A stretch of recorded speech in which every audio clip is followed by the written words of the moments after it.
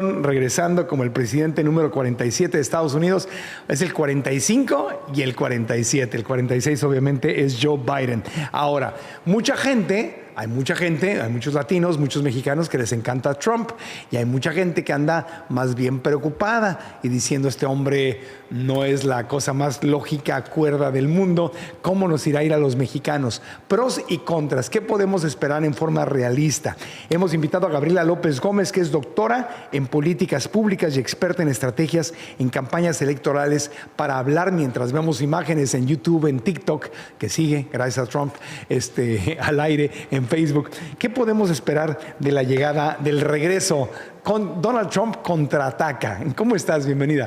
Muchas gracias a todos los que nos escuchan. Creo que estamos viviendo un momento muy importante, muy interesante, porque somos el socio más importante para Estados Unidos y para nosotros. La economía se mueve en torno a cómo le vaya a Estados Unidos.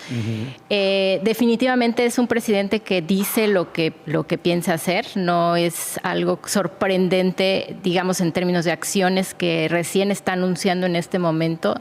El tema de la inmigración, que es uno de los más quizás relevantes para nosotros, pero también en términos económicos me parece que va a ser importante las decisiones que tome a partir del día de hoy, como el tema de los aranceles. Claro. Para los mexicanos definitivamente impacta muchísimo. En términos, yo pensaría en dos cosas. Ajá. Para quienes están en Estados Unidos y que temen ser deportados.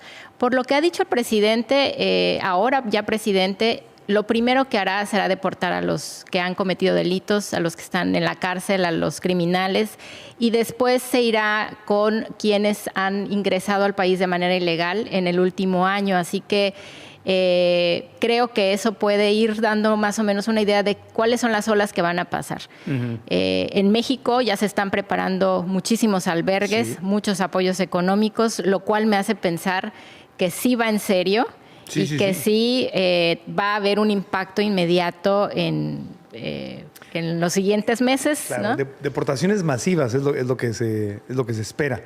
No solo a México, sino a Guatemala, a El Salvador, pero a México le están dando la prioridad en deportaciones porque es el país vecino y es lo más barato. O sea, cuesta más barato mandar a la gente a Tijuana, ¿no? Claro. Por decir algo, o a Ciudad Juárez, que mandarlos a Guatemala o a El Salvador. Y aparte que somos el país que más inmigrantes tiene en Estados Unidos. Así es. Y también porque somos un país a través del cual están circulando muchos indocumentados que vienen no solamente de América Latina, de África, vienen de Cuba, claro, que llegan a países de América Latina, se internan en el país, y lo que está haciendo Donald Trump con estas medidas es presionar para que México no los deje llegar. Uh-huh. Y entonces nos está exigiendo como país frenar a esos inmigrantes y detenerlos en la frontera. Hay una política que él dice que creó, que es el de Remain in México, quédate en México, uh-huh, que es espérate en la frontera y de allá veremos si te dejamos entrar, si cumples con los requisitos. Cuando estás pidiendo asilo político o quieres inmigrar. O sea, quédate en México. Uh-huh. y ahí para no tener a la gente en Estados Unidos. Ahora, una deportación masiva es lo que se dice, ¿no? Pero una deportación masiva, si realmente fuera masiva, eso le afectaría a la economía de Estados Unidos, porque sabemos que les guste o no les guste aceptarlo, pues hay muchísimos trabajos y muchísimas funciones que los inmigrantes hacen, que si lo hiciera la gente blanca o los afroamericanos o cualquier persona que esté legalmente en Estados Unidos, le costaría mucho más caro. Tú te vas a California, te vas a Texas, te vas a Florida, te vas pues también incluso Nueva York y más hacia el norte, o sea, todo el norte de Estados Unidos, y pues entras a todas las cocinas y todas las cocinas son un mexicanos. 80% de inmigrantes indocumentados. Sí, definitivamente Estados Unidos sería uno de los más afectados en términos económicos. Sí. Ha sido competitivo gracias a la mano de obra barata que obtiene a través de México y de no lo reconocen. No lo reconoce, pero creo que sí le ha empezado a poner algunos tintes a su discurso, porque dice, a los que vienen y han sido exitosos y aportan a la economía, pues vamos a ver que ellos tengan todas las condiciones para trabajar, y los que no, que se vayan. Solo por hablar en agricultura, por ejemplo, el 42% de los trabajadores son indocumentados y eso significa que no tienen prestaciones y por lo tanto es mucho más barato.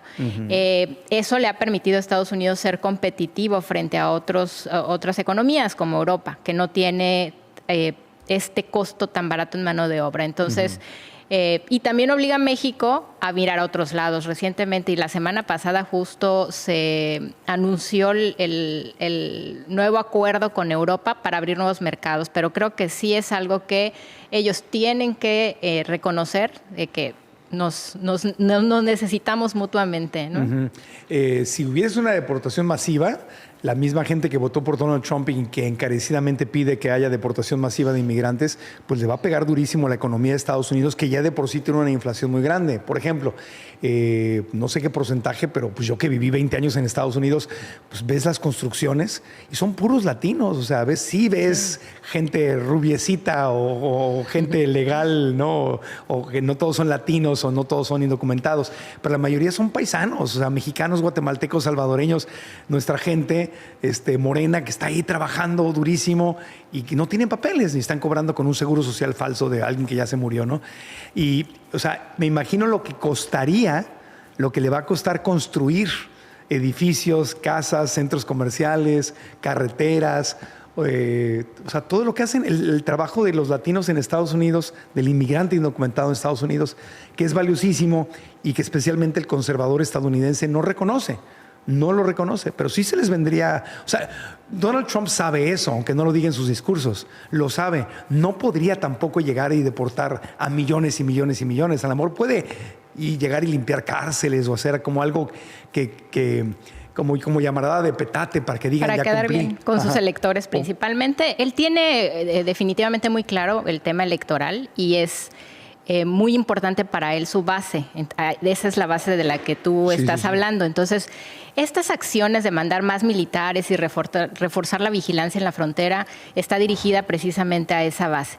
Pero definitivamente va a ser muy complicado que sea tan agresivo como él mismo lo anuncia. Claro. Si vemos los números, Donald Trump no deportó fueron 900,000 más o menos ilegales, pero Obama deportó 3 millones en sus dos periodos. Entonces, tampoco se reflejó esa agresividad en su pasada administración.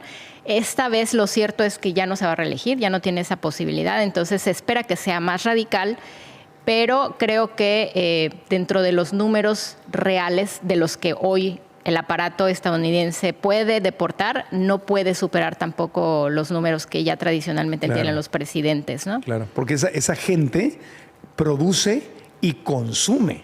No solamente producen, consumen y sí pagan impuestos, contrario a lo que dicen los republicanos.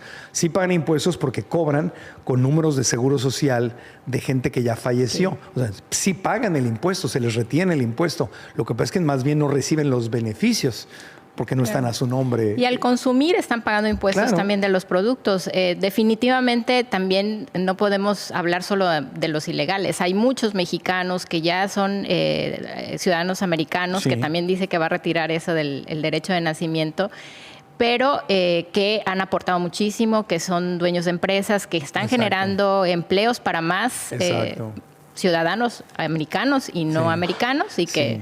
El discurso suena muy bonito, pero los primeros afectados son justamente sus seguidores, porque muchos de ellos tienen negocios.